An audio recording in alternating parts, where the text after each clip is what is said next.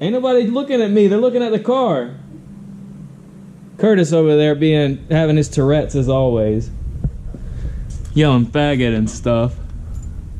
So that's the rear mount setup. The crash bar that I already took off. I forgot I was going to do a little video.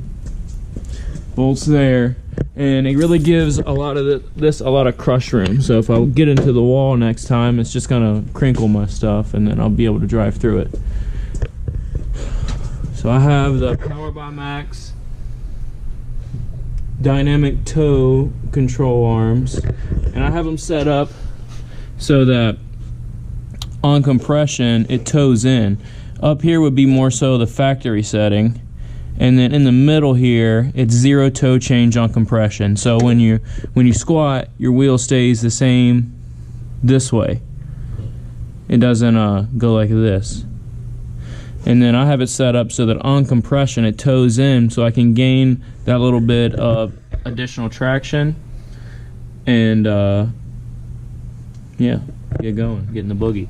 This is the extreme toe in. I run about an 1/8 to a 16th to a 3/8 toe in, usually, depending on a track.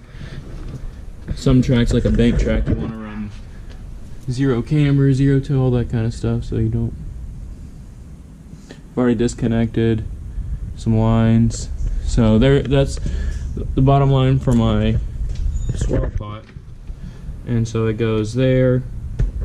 Right back here is the other one, and I run dash 16 AN line over there to some bulkheads that go up underneath the car to hard lines. We routed the Accu sump back here to save weight out of the front and room, as it was getting real crowded up there. Now we're able to access the crank pulley and other things. Fuel neck now, so we're not splashing fuel everywhere trying to fill this thing. All year I just had a fill right here, and the gas tank was down here, and the fans were up here, and that system wasn't working all that well. The car kept getting hot, and it was really hard to fuel the thing. So now we have a nice little filler neck that goes up there. Shout out to Curtis for doing that one. Fuel cell. Put the fuel cell up and over the shock tower, so put a little bit of weight right on top of the rear end. Try and get some grip that way, and also have room to move the radiator back here, because when you do this rear mount radiator, it's very important not to orientate your radiator so that it's blowing hot air on your fuel cell and just heating up your fuel. Because so this way, the fuel cell, fuel lines, fuel filter are getting the benefit of the fans here by the air coming through and having to go through the radiator and pass them. So I have the Radium in-tank surge tank, so it has one lift pump and then two 255s over here that feed this Y that goes to my fuel filter and on through. The winner's quick change, and shout out to Darren for getting that thing fitted up. He did a great job. It's about time now to take it apart and get it sent over to powder coat. I'll go up on the car now so you can see what's underneath. Curtis is over there using butt connectors. Don't talk shit. They work well for this setup. It's what came on the fucking switch panel. So these are the hard lines. Ooh, I drug them somewhere. Uh-oh, got a little wild. That happens. That's why we made them out of steel. So the hard line stop there and go to a soft line that goes up into the car and then through the firewall and into the back. It's very dirty still. I tried to clean this thing as best as possible, but it was a dirty event down there in Lone Star. So now we have to go back through and peel up all this poor 15 that didn't stick and go back at it again. The primer stuck really well. It did its job, but the paint, not so much. First time for everything. The Samsonite. Got the Annex electric wiring down here. My wastegates, the dumps, a little bit of oil leakage. It's gonna happen. So here's what's going on up front from underneath.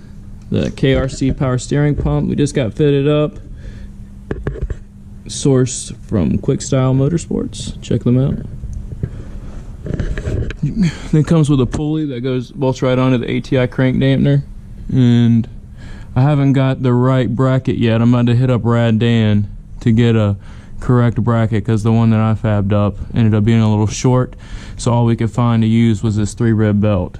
So but Rad Industries makes a plate there that'll use the correct 6-rib belt, and you can get it all from him.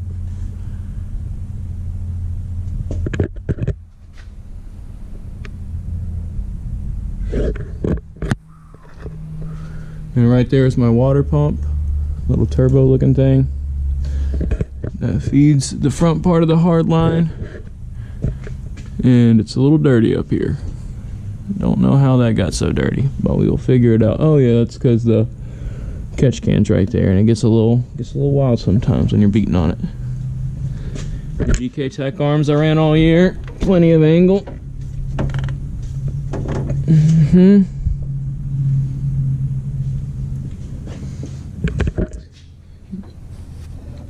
I need to move that a little bit because I hit there.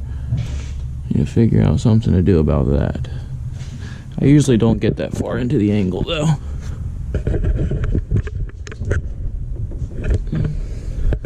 But yeah, maybe if I can just zoop, I'll probably do that and just have that zipped off right there. It won't be a problem anymore.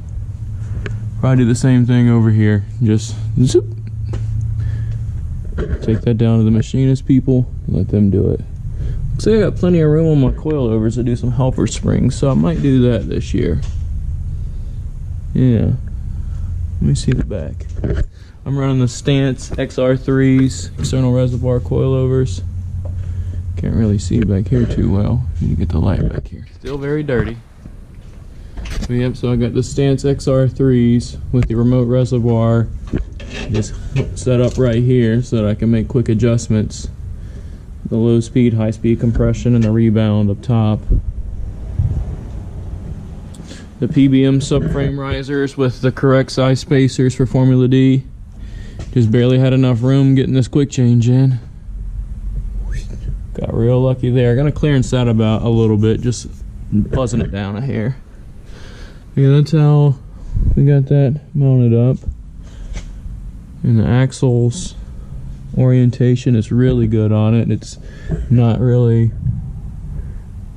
stressing all that much.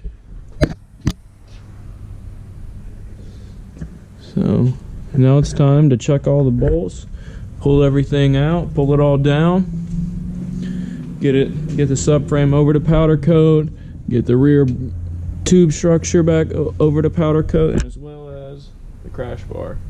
We got all our quick latch mounting points done, so we're ready to send it, make it pretty. All right, thanks for checking it out.